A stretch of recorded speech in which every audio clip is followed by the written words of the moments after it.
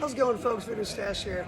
We're going to take a look today at the Faber test. The Faber test is a great way to see how much room you have with externally rotating this hip bone, this leg bone within that hip joint. As this thing is opening up this way, you'll see if you got some restrictions anywhere, and if you do, I'm going to show you a quick way of how to improve that. So this is usually what I'll have people check before we work into hip stuff, just to see if there's any deficient areas that we need to pay attention to. So super simple, you'll lay here, and again, yeah, it's great to have someone measure this for you so you're not cheating and leaning over, but do your best when you're by yourself. So what we're gonna do is you're gonna take your foot, throw it on above that other knee.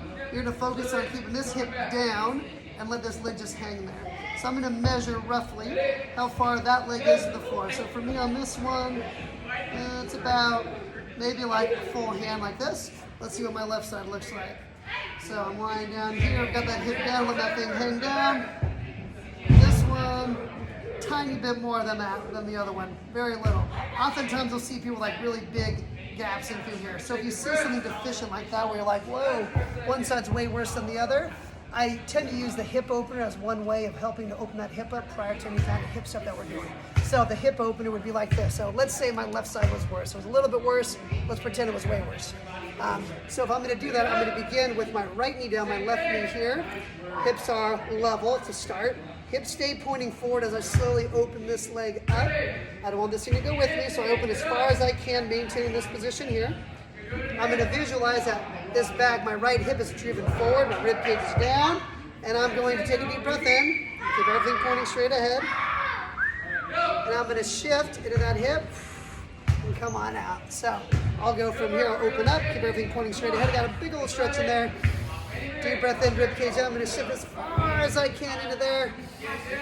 Deep breath in, breathe out and come back up. I could very well be holding a dumbbell in my hand, kettlebell, whatever, to give you a little bit more weight. Your goal is making that hamstring come on down, touching that calf there as you're opening that thing up back and forth. If I notice an area is super deficient, I'll do a 3-to-1 ratio. So I'll do 3-to-1 ratio. So for something like this, if my left side was worse, I may do 6 on the left, 4 on the right, and then another 6 on the left. So 12-to-4, 3-to-1. And that's a great way of helping that more deficient side to catch up. And once you get those things caught up, well, then you can keep your reps pretty even. But anyway, that is a great way of testing your hips out, seeing where they're at, so if there's anything deficient that you need to pay attention to.